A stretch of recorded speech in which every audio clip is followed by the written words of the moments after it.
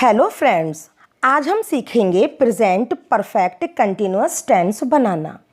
लेकिन उससे पहले मैं आपको बता देती हूँ कि मैंने टेंसेस की और भी वीडियोस बना दी हैं और उनके लिंक मैंने नीचे डिस्क्रिप्शन बॉक्स में भी दे दिए हैं। आप लिंक पर जाकर के और भी वीडियोस को देख सकते हो और टेंस को अच्छे से सीख सकते हो। तो चलिए इसी के साथ बिना देरी किए शुरू करते हैं आज का topic, present perfect continuous tense.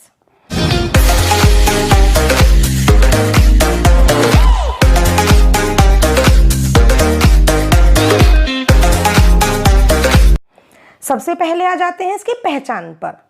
देखिए, जब किसी वाक्य के अंत में रहा है, रही है, रहा हूं, रहे हो, रहे हैं, रही हैं आदि शब्द आते हैं और समय भी दिया हुआ होता है, तो वहां प्रेजेंट परफेक्ट कंटिन्यूअस टेंस होता है।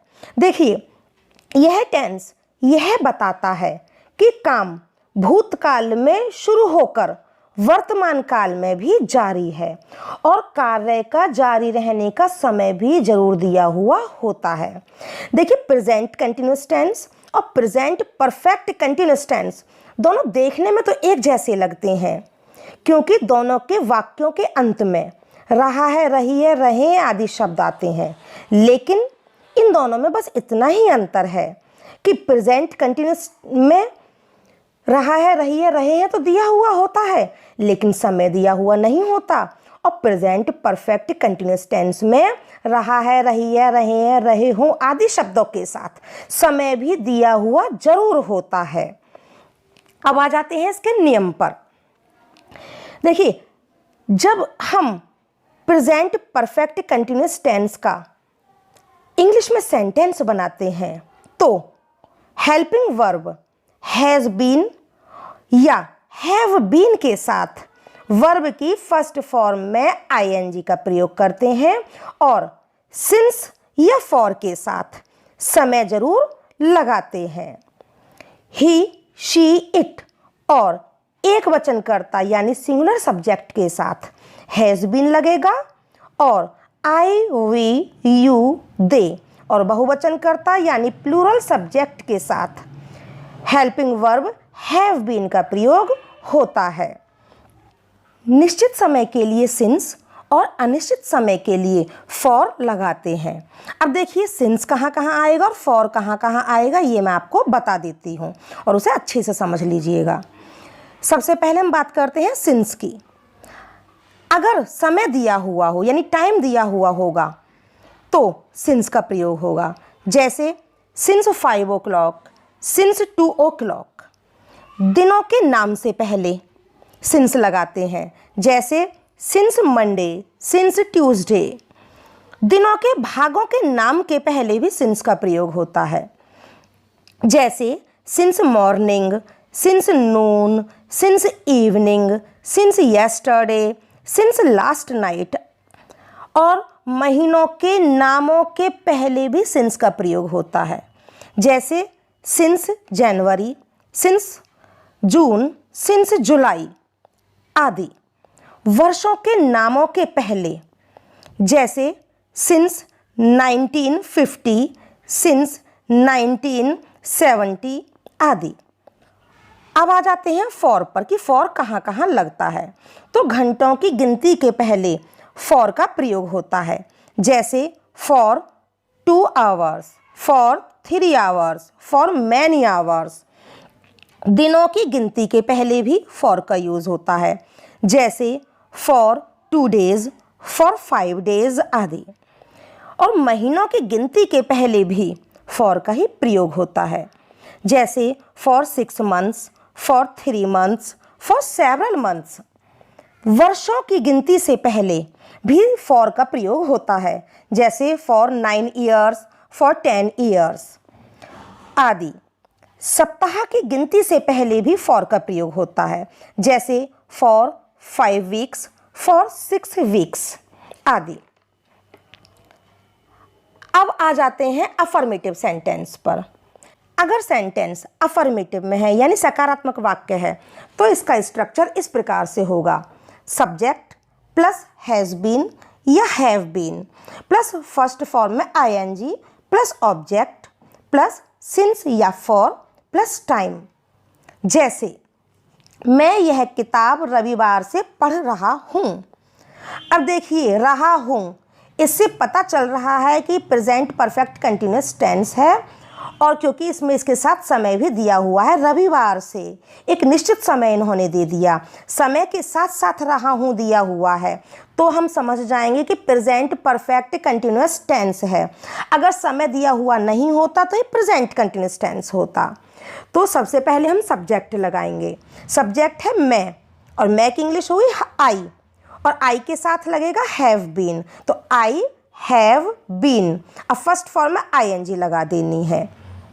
तो क्रिया है इसकी पढ़ना, पढ़ने की इंग्लिश होती है रीड, और रीड में हमने आईएनजी लगा दी, रीडिंग। अब वो क्या पढ़ रहा है? किताब पढ़ रहा है, तो किताब पढ़ने की हो गई, यह किताब की हो गई दिस बुक।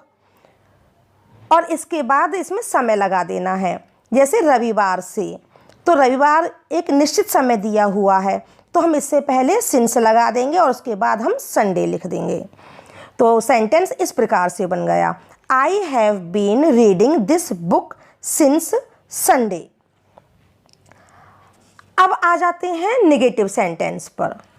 अगर सेंटेंस नेगेटिव में है तो इसका स्ट्रक्चर इस प्रकार से होगा, subject plus has not been या have not been plus verb की फर्स्ट फॉर्म में ING plus object plus since या फॉर प्लस टाइम। जैसे वे 11 बजे से हॉकी नहीं खेल रहे हैं, तो देखो नहीं दिया हुआ है तो ये नेगेटिव सेंटेंस हो गया, और 11 बजे समय दिया हुआ है और रहे हैं दिया हुआ है, तो इससे पहचान पड़ रही है कि यह प्रेजेंट परफेक्ट कंटिन्यूअस टेंस है। तो सबसे पहले हम सब्जेक्ट लगाएंगे। सब्जेक्ट है वे, तो वे की इंग्लिश हुई दे, और दे के साथ हैव नॉट बीन लगेगा, और उसके बाद फर्स्ट फॉर्म में आईएनजी लगा देनी है। तो क्रिया है हमारी खेलना, तो खेलने की इंग्लिश होती है प्ले, प्ले की फर्स्ट फॉर्म में हमने आईएनजी लगा दी, हो गया प्लेइंग। तो they have not been playing, क्या नहीं खेल रहे हैं? हॉकी, तो हॉकी हमारा ऑब्जेक्ट हो गया, हमने अब ऑब्जेक्ट लिख दिया। अब इसके बाद हमें क्या करना है? समय से पहले सिंस या फॉर लगाना है। तो देखो 11 बजे से समय दिया हुआ है और ये निश्चित समय है, ये टाइम दिया हुआ है, तो हम इससे पहले सिंस लगा देंगे। तो सिंस 11 o'clock, तो हमारा सेंटेंस इस प्रकार से बन गया, they have not been playing hockey since 11 o'clock। अब आ जाते हैं इंट्रोगेटिव सेंटेंस पर। अगर सेंटेंस इंट्रोगेटिव में है यानी प्रश्नवाचक वाक्य है और क्या से शुरू है, तो इसका स्ट्रक्चर इस प्रकार से होगा, हैज़ या have plus subject plus been plus first form ING plus since या फॉर प्लस टाइम फिर क्वेश्चन मार्क। जैसे क्या वे 2 घंटे से हॉकी खेल रहे हैं। अब देखिए सेंटेंस क्या से शुरू है और रहे हैं के साथ 2 घंटे ये समय भी दिया हुआ है, तो हम समझ जाएंगे कि प्रेजेंट परफेक्ट कंटिन्यूअस टेंस है और ये इंट्रोगेटिव सेंटेंस है।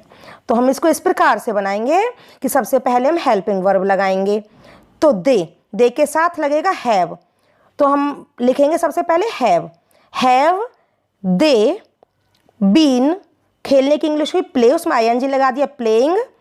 अब हमें ऑब्जेक्ट लिखना है, ऑब्जेक्ट है हॉकी, तो have they been playing hockey. अब हमें समय से पहले सिंस या फॉर लगाना है, 2 घंटे से। अब कौन से 2 घंटे हैं ये पता नहीं चल रहा है, तो ये अनिश्चित समय हुआ, तो हमने इससे पहले फॉर लगा दिया, फॉर 2 hours क्वेश्चन मार्क। अगर सेंटेंस के बीच में प्रश्नवाचक शब्द कब, क्यों, कहाँ, कैसे आदि दिए हुए होते हैं, तो सेंटेंस का स्ट्रक्चर इस प्रकार होगा, क्वेश्चन वर्ड प्लस हैज़ या have plus subject plus been plus ING plus object plus since या फॉर प्लस टाइम फिर क्वेश्चन मार्क। जैसे तुम सुबह से क्या कर रही हो। अब देखिए क्या इसमें सेंटेंस के बीच में दिया हुआ है, तो क्या की इंग्लिश हम सबसे पहले लगा देंगे व्हाट, ये क्वेश्चन वर्ड है क्योंकि, तो व्हाट। अब इसके बाद हेल्पिंग वर्ब लगानी है हैज़ या हैव, तो तुम के साथ हैव लगेगा, तो व्हाट हैव यू बीन। अब हमें फर्स्ट फॉर्म में आईएनजी लगानी है और करने की इंग्लिश होती है डू। डू में हमने आईएनजी लगा दिया, डूइंग। अब सिंस या फॉर के बाद हमें समय लगाना है, क्योंकि ऑब्जेक्ट हम नहीं लगाएंगे क्योंकि ऑब्जेक्ट दिया हुआ नहीं है। तो हमें ये देखना है कि समय निश्चित है या अनिश्चित है। ये कह रहे हैं कि सुबह से, तो सुबह हमारा ये निश्चित समय हो गया, तो हमें इससे पहले सिंस लगा देना है, सिंस मॉर्निंग क्वेश्चन मार्क। तो सेंटेंस इस प्रकार से बनकर तैयार हो गया, what have you been doing since morning. तो फ्रेंड्स, ये हमारा present perfect continuous tense complete हुआ। अगर आपको मेरी वीडियो पसंद आई हो तो आप इसे लाइक कीजिए, शेयर कीजिए, और अगर आप चैनल पर नए हैं और आपने चैनल को सब्सक्राइब नहीं किया है तो प्लीज़ चैनल को सब्सक्राइब जरूर कर दीजिए। फिर मिलते हैं अगली वीडियो के साथ। जय हिंद, जय भारत।